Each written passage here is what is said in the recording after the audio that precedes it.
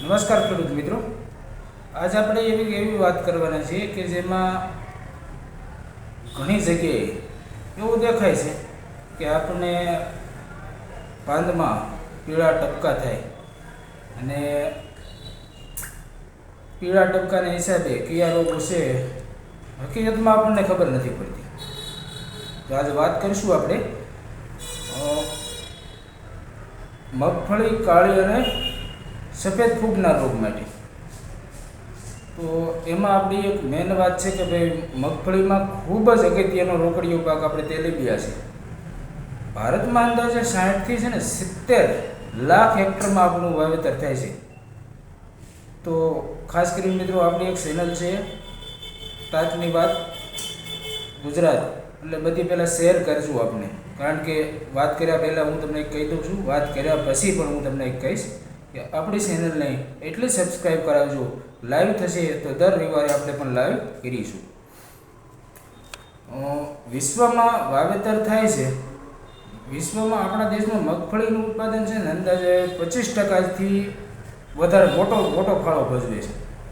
તો હાલમાં માણસોમાં જે કાળી અને સફેદ ફૂગ થતા હોય રોગ જોવા મળે આવી એક સમસ્યા છે. જેવી રીતે આપણે મગફળીના વાવેતર બાદ એમાં પણ કાળી ફૂગ અને સફેદ ફૂગ જોવા મળે છે. તો મેન વસ્તુ એક એવી છે કે આપણે આપણા દેશમાં મગફળીના લગભગ બધા રાજ્ય કરતાં મોટું પ્રમાણ એવું વવાય છે. તો કાળી ફૂગ થતો આપણે ઉત્સુક છે કે ભાઈ રોગ સફેદ ફૂગના થળિયું કોવાઈ જવું કે પછી જેનાથી પાકમાં કાળી માટી હોય કે પછી રેતાળવાળી હોય, તો આનાથી આપણને મોટું એક નુકસાન થાય છે કે ભાઈ સફેદ ફૂગ આવી જાય. તો આ એક જમીનજન્ય રોગ છે જે નાઇઝન નામની ફૂગ થાય છે, જે મુખ્યત્વે જમીનમાં જ રહે છે.